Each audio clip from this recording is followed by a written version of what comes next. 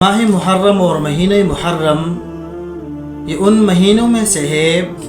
جن مہینوں کو اللہ تبارک و تعالی نے قرآن مجید میں حرمت والے اور عزت والے مہینے بیان فرمائے ہیں۔ تو ان 4 مہینوں میں سے ایک مہینہ یہ ماہ محرم ہے، اور رسول اللہ صلی اللہ علیہ وسلم نے مختلف احادیث مبارکہ میں اس مہینے کے فضیلت بیان فرمائے ہیں۔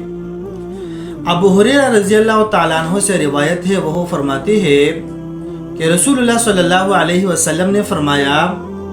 کہ رمضان کے روزوں کے بعد سب سے افضل ترین اور بہترین روزے یہ ماہ محرم کے روزے ہیں،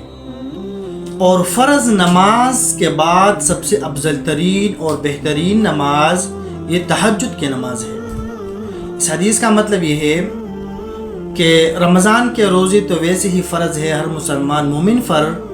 لیکن اس کے بعد جو روزے اہمیت رکھتے ہیں اور فضیلت رکھتے ہیں، اجر و ثواب کے اعتبار سے بہت زیادہ اہم ہے، وہ ماہ محرم کے روزے ہیں۔ اس مہینے کے روزے جس ایک مسلمان کو چاہیے، ایک مومن کو چاہیے کہ وہ اپنے طاقت اور استطاعت کے ساتھ اس مہینے میں جتنے زیادہ روزے رکھ سکتے ہیں وہ زیادہ روزے رکھ لیں، لیکن اگر زیادہ روزے نہیں رکھ سکتے تو کم از کم اس کا جو پہلا عشرہ ہے ان میں سے مسلمان مومن کو چاہیے کہ ان میں سے بعض ایام کے روزے رکھے۔ اگر وہ بھی نہیں رکھ سکتے تو کم از کم اس کا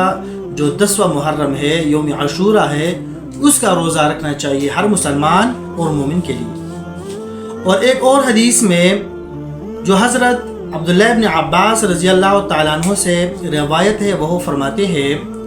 کہ رسول اللہ صلی اللہ علیہ وسلم عام معمول میں زیادہ روزے رکھتے تھے۔ فرض روزوں کے بعد ماہ رمضان کے روزوں کے بعد رسول اللہ صلی اللہ علیہ وسلم کا سنت اور طریقہ یہ تھا کہ وہ عام معمول میں روزے رکھ کے رکھا کیا کرتے تھے، لیکن رسول اللہ صلی اللہ علیہ وسلم ماہ محرم کے 10واں جو محرم ہے، یوم عاشورہ، اس کے مطابق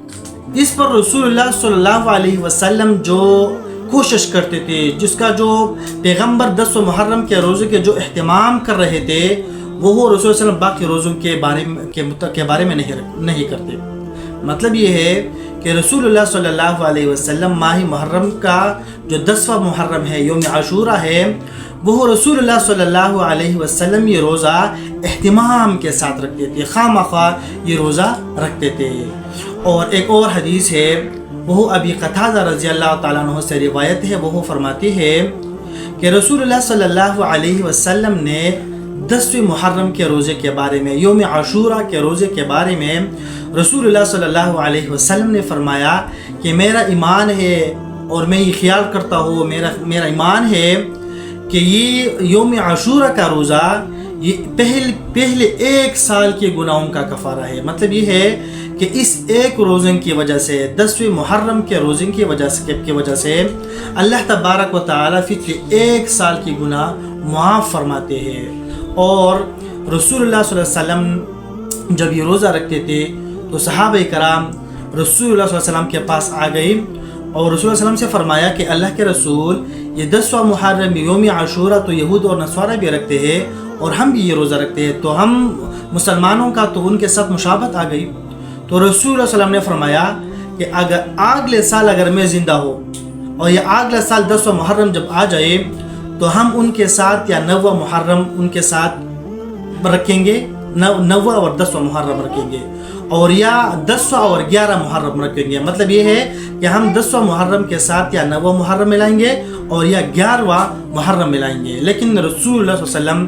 پھر اس مہینے کے آنے سے پہلے وفات پا گئی، تو رسول اللہ علیہ وسلم نے خود یہ 9واں یا 11واں محرم تو نہیں رکھا ہے، لیکن فرمایا ہے رسول اللہ علیہ وسلم نے کہ ہمیں چاہیے کہ ہم یہود اور نصارہ کے مخالفت کرتے ہوئے 10ویں محرم کے ساتھ یا 9واں محرم ملائیں اور یا 11واں محرم ملائیں۔